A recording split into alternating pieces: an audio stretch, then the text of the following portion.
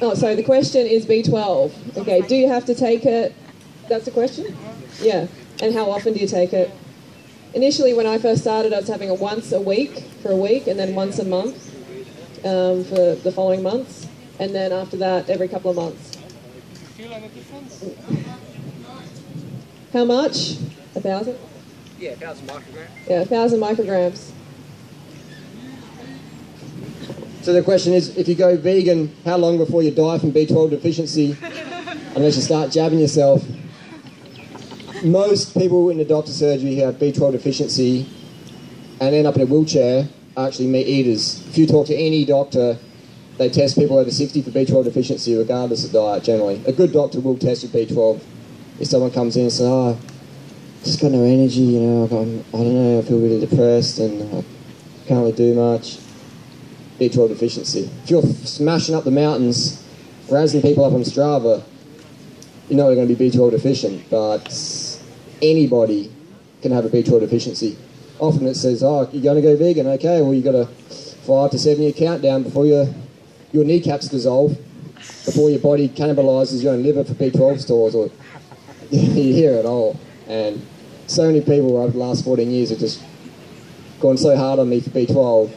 And it's good because it's made me do my little homework research and just become very educated on the subject. Reality is anybody can have a B12 deficiency.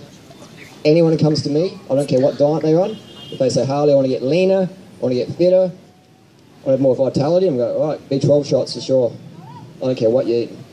That's just my experience. Obviously people will debate that or disagree, and that's fine. That's just my experience dealing with people, elite athletes, or getting people from zero fitness right up to good fitness.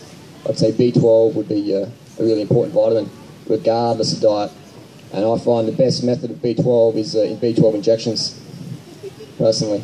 Again, people debate it, say, oh, no, it's like bikes, you know, I prefer certain brands of bikes or certain models or certain cranks and gearing, and people debate that, and that's fine, but they won't get the results that I think they could get if they were on the shots or better product. So yeah, if I had kids, I'd be B12 shotting them, for sure, shooting them up in their sleep or whatever. It's safe as. But just I tell people, do your own homework. Do your own homework. If you know any Olympic athletes who are transparent, ask them about B12. Yeah. So ask some sports doctors. I've had the fortunate experience of dealing with a lot of sports doctors, doping doctors, and they're like, yeah, B12. Some doctors are just so full of it, you know. I want a blood test. I want to get B. Just do the jab yourself. Be your own doctor sometimes. But if you lose your leg, maybe go to the doctors. What do I tell people who tell me, I could never go vegan? I tell them, I could never understand you. I tell them, you could never keep up with me. You know? I tell them, you'll never be who you could be unless you change your diet to something better. I tell them, jump off a cliff. Do it. Prove them wrong. I don't know. Not many people say that. But someone says, one time they'd like write me emails, like big A4 email. I don't even read it because it's like, you know, I skim it and it's like, it's this person, convince me Durianrider, like, convince me why I should give up meat, and convince me why I should get a bike, and convince me why I should do this, and this whole thing. I don't even read it. Maybe skim it for 30 seconds and then I write down the bottom, I can't, full stop, click, send back. Yeah, it's like, that's always one of the first things people tell me when I Yeah. And there's two types of replies. There's like a reply, oh, I could never go vegan, saying, oh wow, good for you. And there's the one like, yeah, I just hate myself so much, I don't care at all, I don't care about the planet, I don't care about the animals, I'm ready to die. That's the sort of second answer they're giving me. Like, yeah, you're probably right. And just leave it at that. That's definitely going to get them thinking. Because then people are like, what do you mean? Like, it's kind of like reverse psychology. Very short and sweet. Well, another one's like, yeah, I agree, man, you lack commitment. You lack dedication, you lack integrity, you lack any drive. Why the fuck am I even talking to you right now? See you later. Have fun with it, you know? You can say anything with a smile and enthusiasm almost. Generally. But if you're going to tell people the truth, you better make them laugh. Otherwise they're going to want to kill you. So, you know? It's not always what you say, it's also how you say it. Next question.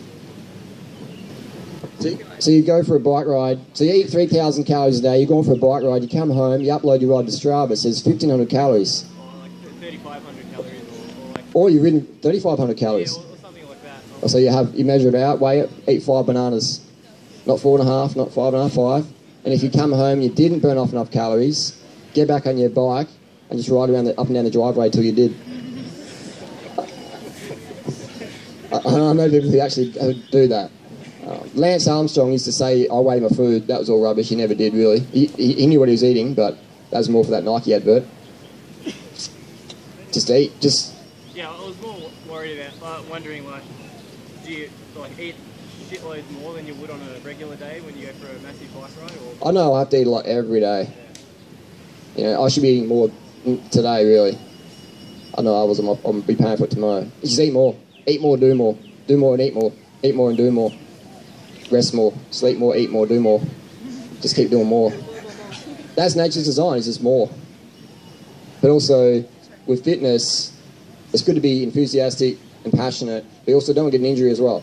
So, and that's the beauty of not training with stimulants. When people are on caffeine or hormones and stuff, you can train so much harder, and that's where you really run the risk of burning yourself out.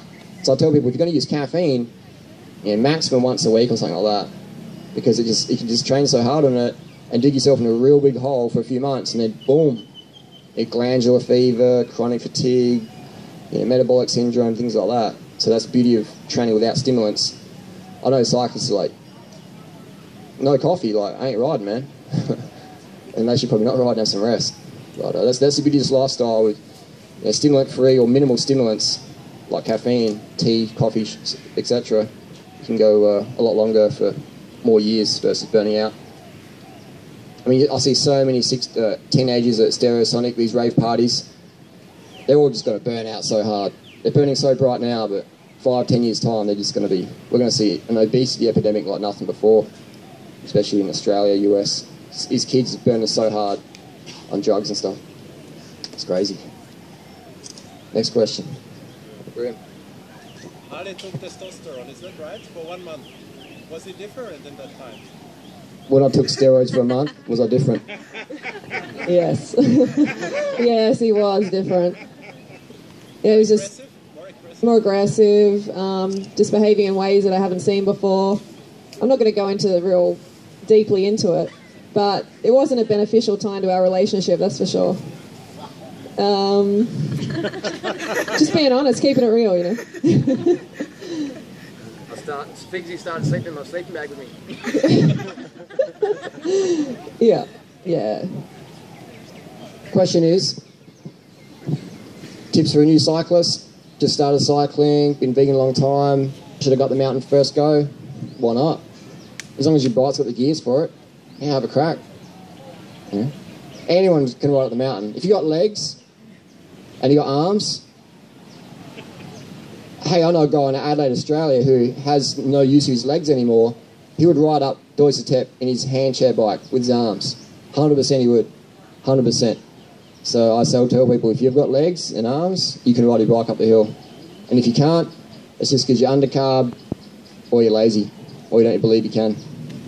So obviously all of us here are carved up, and it just comes down to believing it. And then once you see other people doing it, you're like, yeah, I can do that.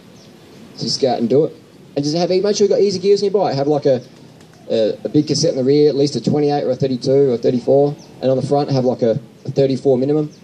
Just have easy gearing, get up the hill. And pace yourself, just go steady. Yeah, take some money for some food and juice, water and juice. Every morning, 7 a.m. we're there. Get a head start, leave at 6 o'clock or 6:30. Leave at 6 o'clock, leave at 5 o'clock. Give yourself 2.5 hours to get up there. Till today it took us about just over... Some of the guys took 32 minutes, I took 33 minutes. So if you give yourself 2 hours to do something we're doing low 30s, you'll be right. Yeah, that sort of contrast. Bit of a challenge, Just chunk it down, break it down. It's not as hard as people think it is. Just start slow and steady. Cruise along. It's not a sprint. Do we ever take rest days? Definitely. More just go easy. Like tomorrow I'll run up the Pilgrims track, but it'll be an easy run for me. So after almost 20 years of training, you learn what your body can and can't do. So for someone starting out, I mean, we've only got, how many days we've got left? We've got 15 days, 16 days left. So you can still punch it out pretty hard. And then after the festival, just and have a few days off. Bang it out. As long as you've got no knee soreness, go out every day. But I like to try and move daily, just keep the blood going. Because there's certain enzymes in your body, when you don't do sport, they're sort of negative enzymes. And when you do sport, the positive enzymes get released. So it is good to move daily. Just even if it's like, you know, collecting cans or leafletting in someone's letterboxes or whatever, playing with the kids, do gardening, go for a walk the dog. You know, someone like Lance Armstrong, I use his name a lot because everyone knows who he is. They don't train the same every day. Yeah. They might train the same every month for the last 10 years, have like a template they follow, ebbs and flows, you know, peaks and troughs, depending on what drug cycle they're on. But even the guys in the best drugs in the world, they can't train hard every day. The body just can't handle that. So what I like to do every 4th week, I drop it down a bit, drop the workload down, and then recover, absorb the training, and then go again. So every 4th week, drop it right back. I'll talk about it more in my ebook, Carb the Fuck Up. Yeah. But you can train every day, then 1 day a week, you know, go and flog it. And most of the time just cruising around, exploring, adventure. How do we, if we're not on our bikes and not training, how do we spend our downtime? There's no downtime. There's no free time, there's no spare time, there's no holiday time, there's no free time, there's no downtime, it's just lifetime. So we're working, we're training, we're eating, we're sleeping, we're talking. Why do we not have any, I don't play video games anymore, just always doing something. But you know, I used to kick up, watch TV, or just... I have my feet up like many hours during the day, not doing anything. Yeah, you're just lazy bum. Yeah, I do. Yeah. I'm always productive, always get like a YouTube video out.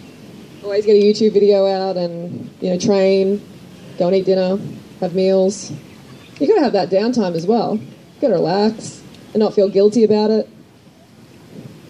You earned it. Another question?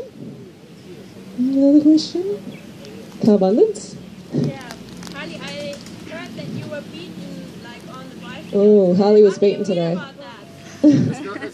The next question. That didn't really happen. How do you feel, Harley? So today the question was, I got flogged on the hill today. Felt good. It feels good that this event is attracting people who are like fitter than me. That was really cool. So we did Thursday time trial. We had myself, the Italian pro, and the Messerschmitt, and we were going up the mountain. And then I just couldn't really keep up in the last few minutes. He rides like a jet engine. And it's good. My gears were jumping around a bit, but I could have kept otherwise. But it was good. It was good training. That's what you need. You always want to have people who can push you. You So almost did a PB though, didn't you? yeah, I was just off a PB. Off my gears weren't jumping, but no, definitely you want to hang around people who can push you, and that's why it's so good for women. Not to be sexist or anything, but often women have a lot more people they can compete against, like men, you know. Once you get to a certain level of fitness, it's pretty hard to find people who can really flog you. You know? It's pretty rare that I get dropped off a climb. Guys hate being chicks too. Yeah, so, but it's fantastic if you're a female, you always got someone to push against. But as a guy, once you get to a certain level, or even as women as well, you get to a certain level, it's harder to find people that you can really play with.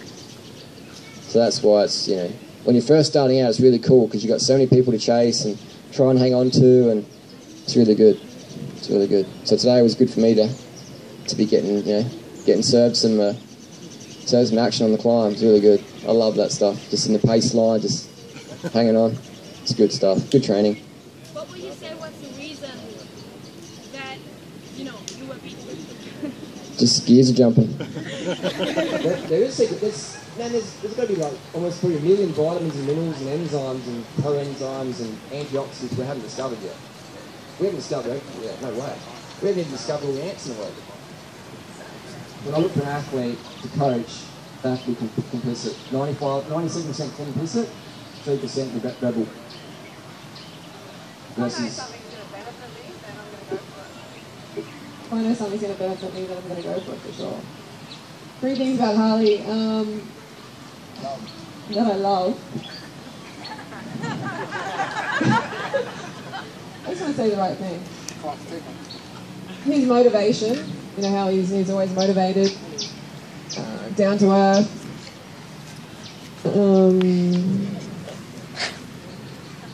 Happy, just, positive mental attitude a lot of the time.